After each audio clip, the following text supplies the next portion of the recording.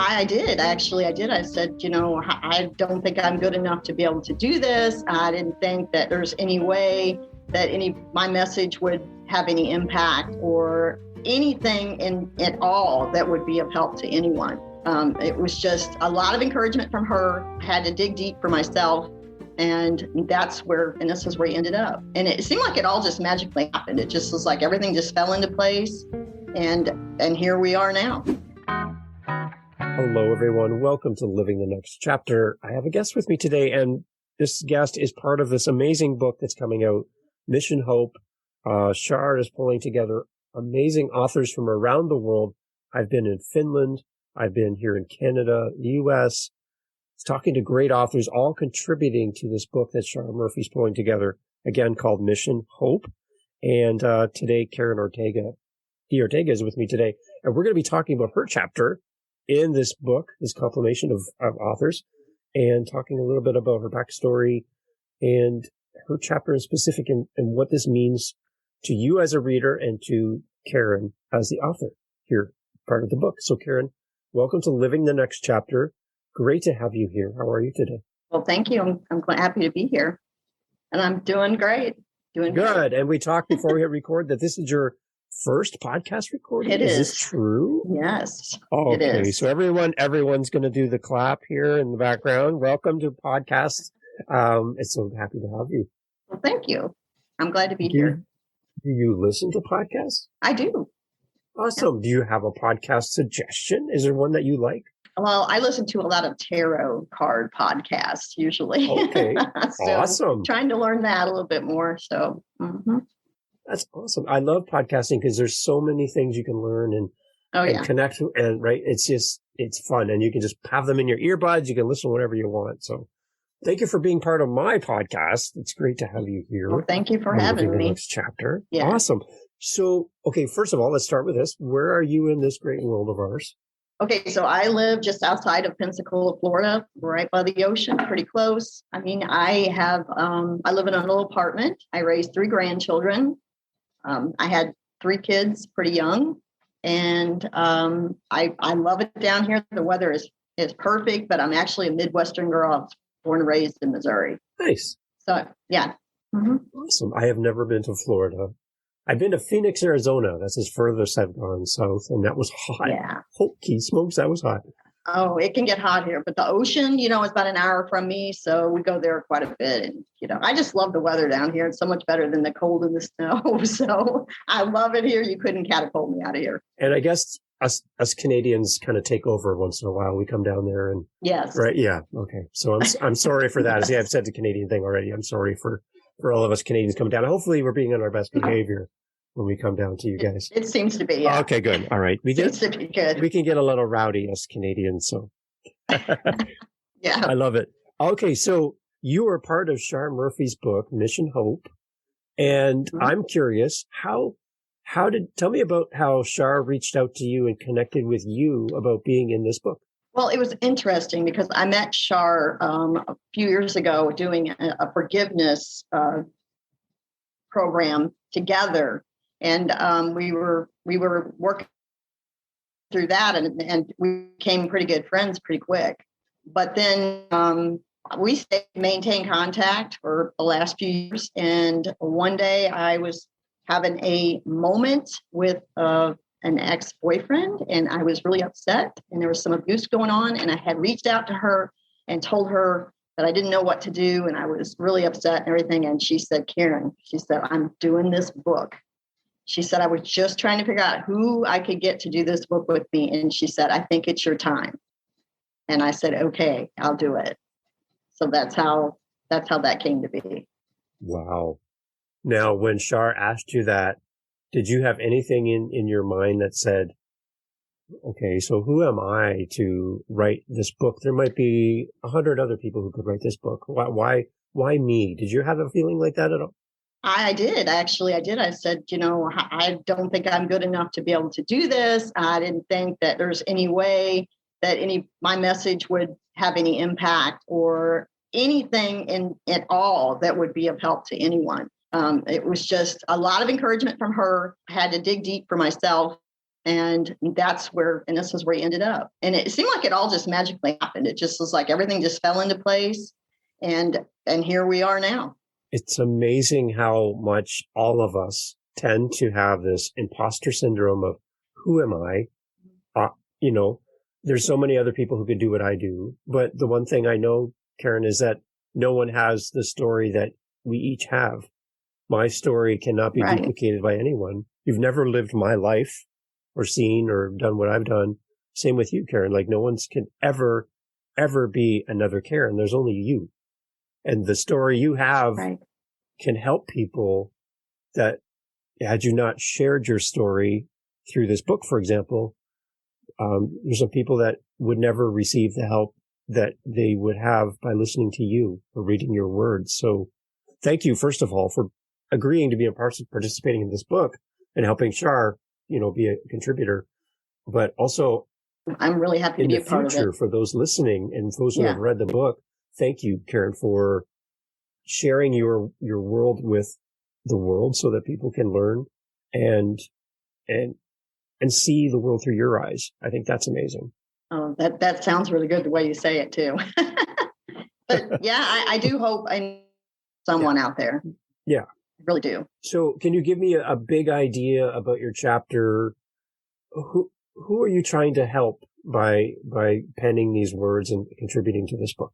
Well, for me, I feel like that I'm living an ordinary life to some degree. I don't have special. I've always lived in poverty. So for me, I went from I lived a beautiful, magical life on a farm. My best childhood memory. However, that was kind of mixed in with that. I had a brother who just for some reason, just sibling abuse that went on, just physical. And it took me out of like places I could find peace was in the farm. I might go out to the barn or go away from that kind of dominance of him. But then as I got older, I really didn't know what to do with myself.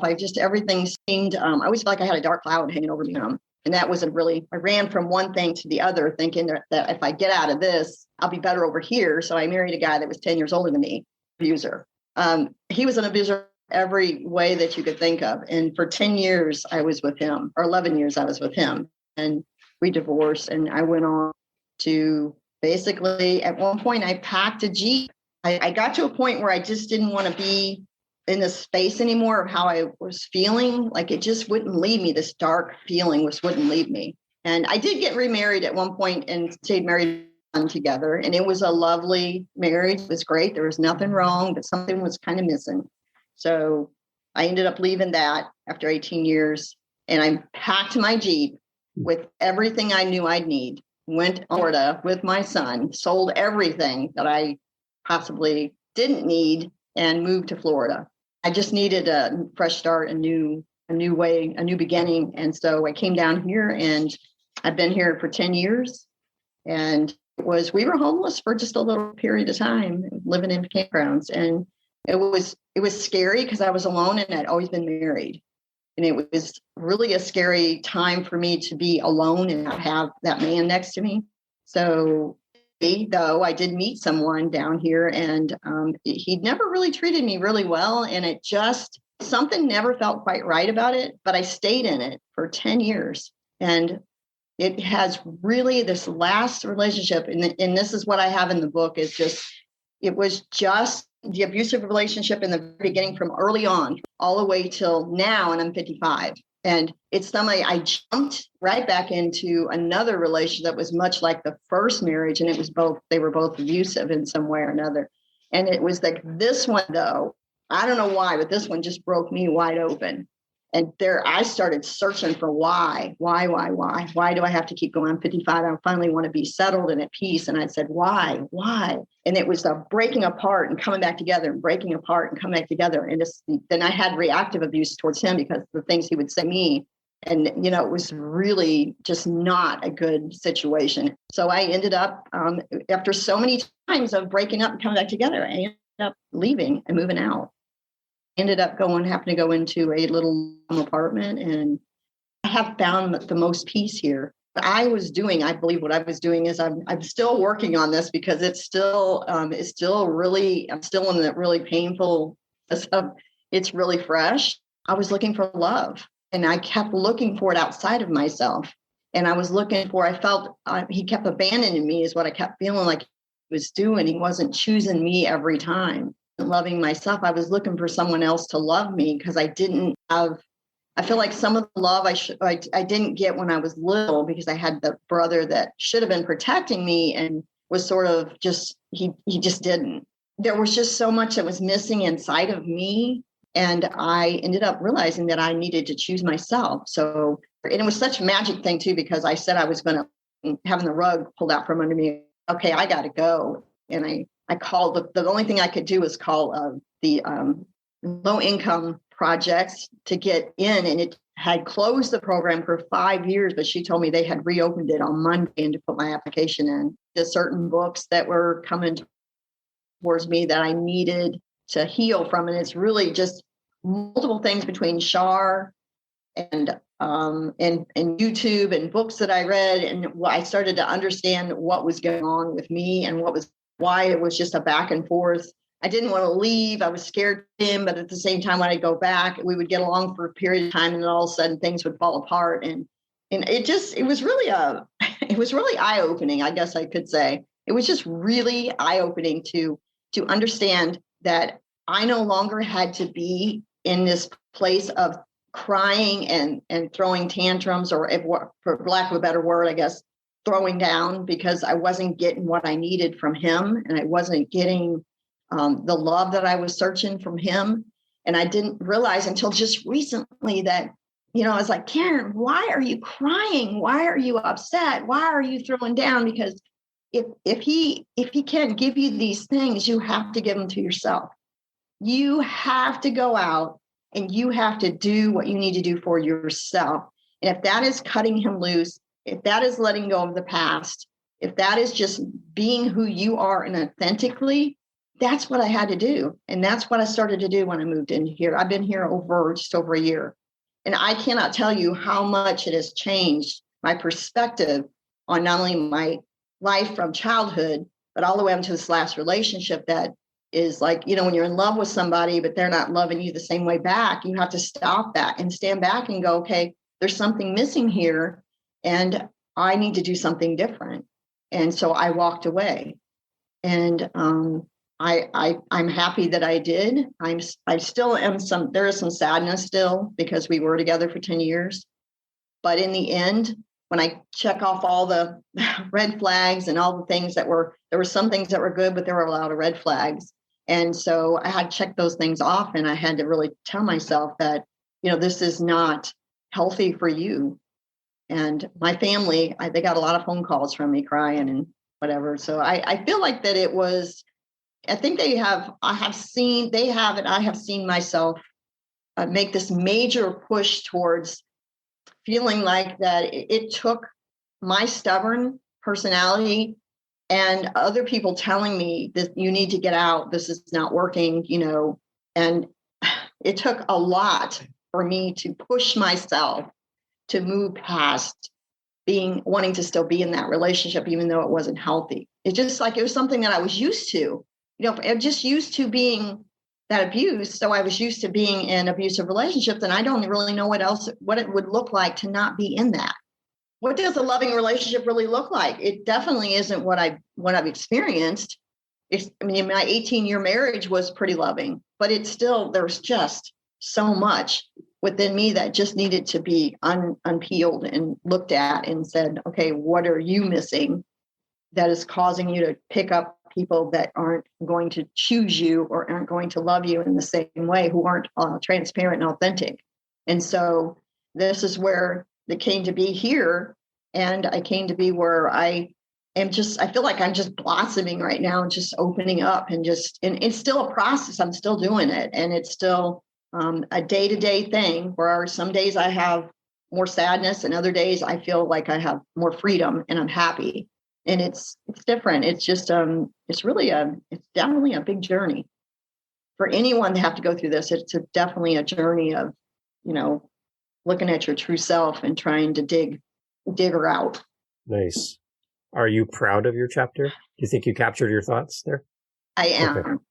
I did. I do. I think that it may upset some people, but in the bigger scheme of things, I had to do what was best for me. I had to be able to forgive family members, and I had to forgive myself for staying in relationships too long that were toxic. And so this is what helped me do that. And to me, that's the most important thing of all, whether or not it ended up upsetting any family members or anything like that. It's just, I hope they can forgive me down the road. And I hope it doesn't cause too much trouble. Yeah. So Karen, when people come to your chapter, what would you like to tell them before they start reading your chapter? What's your message to a reader? I would just say to have hope, not give up. Do not give up. I never thought I would be here where I am right now. I never thought I was going to amount to a whole lot more than just raising kids, raising grandchildren. It's just going to be that kind of a caretaker. And I would just don't give up no matter what. This is just the truth of how, if you just follow directions that you're getting given, that's what happened to me. Is just I followed directions. I was given intuitive directions and people telling me, different things that if you follow those directions, it leads you to something bigger. And this is how I got to be where I am now. Your message to Shar, I'd like to kind of include that in our episode too. What would you like to say to Shar? She's going to listen to this episode in the future and hear your words and us talk about the book. What would you like to say to Shar? Well, Shar, I'd like to tell her I am so grateful that she allowed me to come in and write the chapter for this book. And I hope that I make her proud with this podcast and anything going forward. I think that I've had a lot of life coaches and people helping me. And I feel like that this is just a catalyst for something bigger down the road. Right. You get to share your voice through written word. Yes. And then finally. Also like a podcast is great because then people get to connect with you. I just hope that anybody that is in any kind of a situation where they think they don't have enough money to leave or they don't have enough whatever, I'm telling you, the magic will happen once you set your mind to doing what you need to do for yourself. Things will just open up and happen. And that's exactly what happened to me.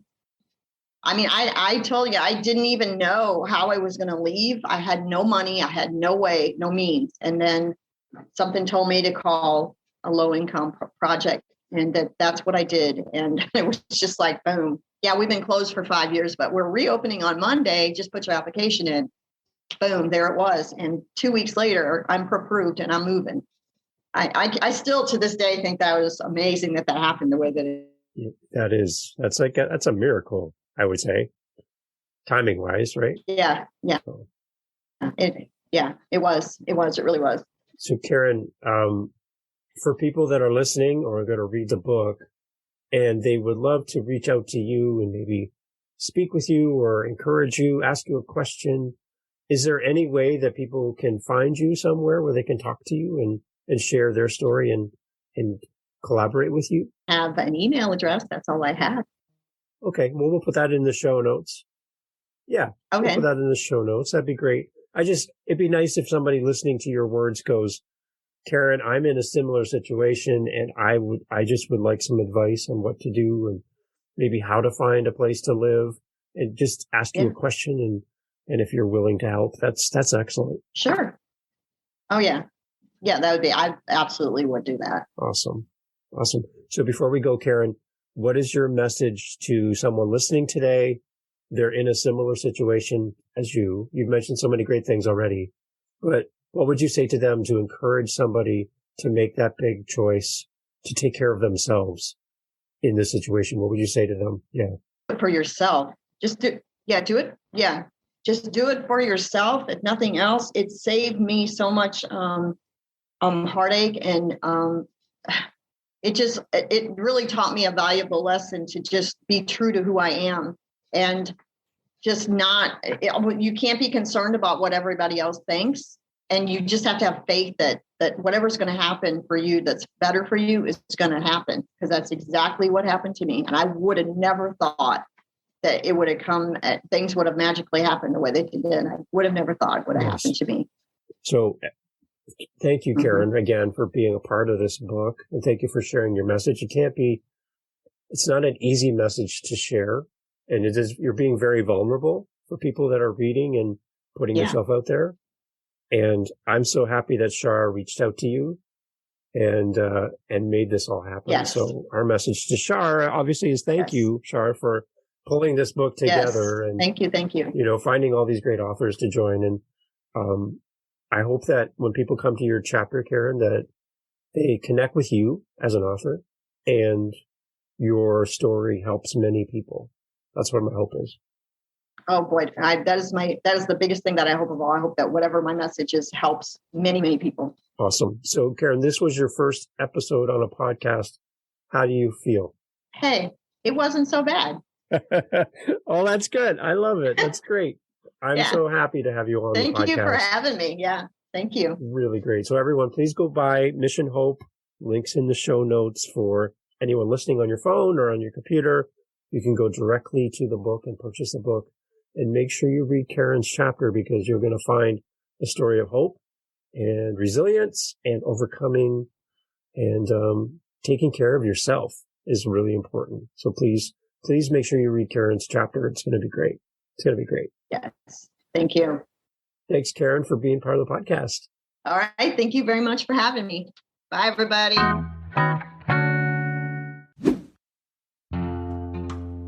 Hey, thanks for being here for the podcast Mission Hope, Thriving Through Seasons of the Soul.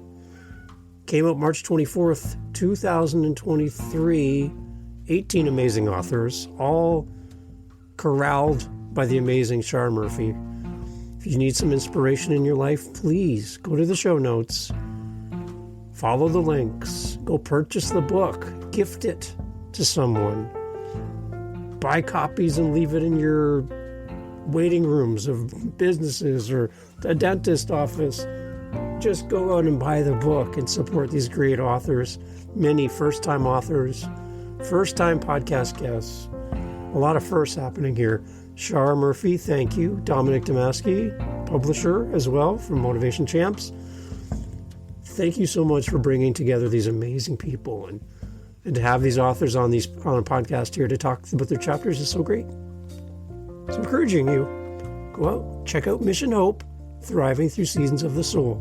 Get your copy today. Thanks for being part of the podcast. Catch you on the next one.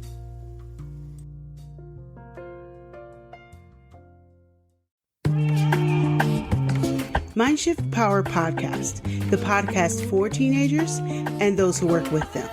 There's a huge problem in America today. There's a very large disconnect between teenagers and the adults who work with them. I'm looking to bridge that gap with real, raw, honest conversation, not held back by the chains of political correctness. You cannot solve a problem you do not understand. Want to understand teenagers today? Listen to this podcast. This podcast is for teens in the U.S. and Canada. To learn more, go to fatimabay.com/podcast or just look for Mindshift Power Podcast on any listening platform. I look forward to you being a faithful listener.